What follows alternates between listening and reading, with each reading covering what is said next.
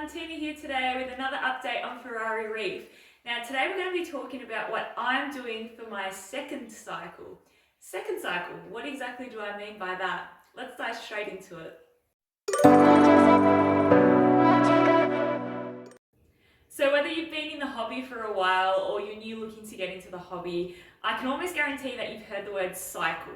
Now, I think what people usually think of cycle is the typical nitrogen cycle, which is something I've already touched on another video. Now, this isn't the cycle we're talking about today. The cycle I'll be discussing today is the cycle of biodiversity, a very, very important cycle that in a way never really ends. So what is this biodiversity I'm talking about? In the other cycle, we focused a little bit more on bacteria. This one is a bit more of a focus on biome and different sorts of little micro cleanup crew. So this tank right behind me, I've cycled it a little bit different to how I usually do. Not in terms of nitrogen cycle and bacteria. I've introduced a vast variety of bacteria and I will continue to do so, and we'll keep you updated on the channel. But what I mean by cycle differently is I haven't used any live rock in this tank. I've used established media which can help, but I haven't exactly used live rock. So I've had a bit more of an initial sterile approach to the tank. And that was mainly because I wanted to try something different, and because I didn't want to have the introduction of any sort of macroalgae that can be a little bit tricky to get rid of, which can come from live rocks at times. So I just wanted to try a different approach. It was complete dry rock, but not man-made rock. It is different. Man-made rock leaches higher silicates generally at the start. Okay, so we're heading into that stage of the reefing journey termed the ugly stage.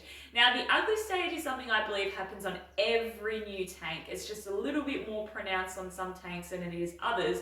And it's usually when you see growth of micro and macroalgae. Macroalgae being like green hair algae, microalgae being something like diatoms, which is that brown sort of dusting you see on rocks, glass and sand. Now, the reason why this happens is because your tank is maturing and establishing not just its biofiltration, but its biodiversity, which can outcompete these sorts of things. Now, diatoms as an example commonly comes up, it is photosynthetic, and it commonly comes up at the start while your tank is burning off that excess silica that you may have. Now, some rocks, like man-made rock, leaches more silica than, say, your dry, natural sort of rock, or your live rock, of course. Things like your equipment, new equipment that get a sort of plastic coating that's from the factory that eventually comes off and breaks down. So you'll get a fuel of these diatoms that I'm speaking about. Now, micro cleanup crew, as we discussed before, this is something that can outcompete these sort of undesired things in the tank. So what I've been doing is I've been focused on adding micro and biodiversity, and you can see here on this app I've sort of been tracking what I've been doing, and I don't want to hugely overload the system at the start with certain things, and most of the things have been staggered. But let's go into what I have been adding that I think will help the health of the tank in the long term. Let's start the list off with something that's been gaining a bit of attention lately, which I think is awesome, as they're an integral part of every reef tank, and that is copepods. Now, copepods are a tiny little crustacean that usually eat diatoms and phytoplankton, which is awesome, especially for that ugly stage where you're getting that bloom of diatoms. Now, I added copepods as soon as I knew my tank was cycled and as soon as I could get my hands on some. I've added probably about 4 bottles at this stage, but I did it in a staggered sort of way. I added an initial bottle straight away, a few days to a week later, added another lot, a few days later, added another lot, and again, just to get that population going. And I must say, when I look at my glass, all I can see is tiny little white dots everywhere. So I think I'm getting a bit of an established population, which is great. Now, they're not only good for eating diatoms and other microalgae, but they also then in turn consume that, turn into an amino acids, other nutrients, and then are consumed by your other fish, or fish I should say. I've started off with that initial bloom of copepods.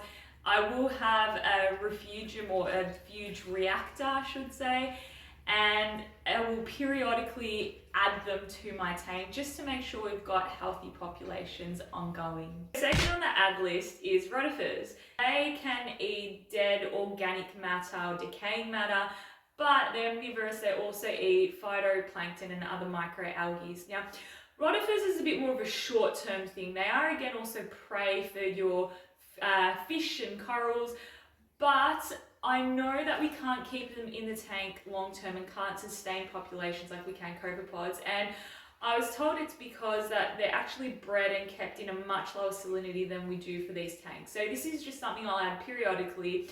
They're not going to be harmful, so I thought, why not? They have their benefits.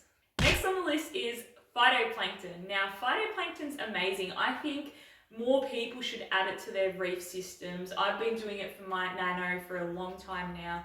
And the reason why I'm doing it in this tank is to feed those little critters that we were already talking about, the copepods and things like that.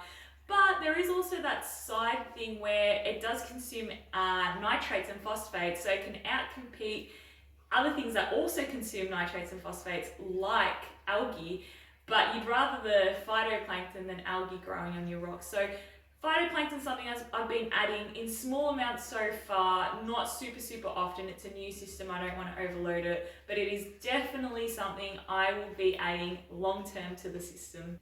Another thing I added into this system yesterday was something called reef soup. Now it's a weird name, but reef soup is something that comes from exotic aquaculture, and it's basically a pack that includes heaps of these things that we've been talking about for biodiversity. So I got a pack with multiple bags and bottles. So the bottles had phytoplankton, copepods, rotifers, all that sort of stuff. There was bags with small turbos and stomatella, which I've also added prior to this. And there were bags that had live mysid, which was really cool, amphipods as well.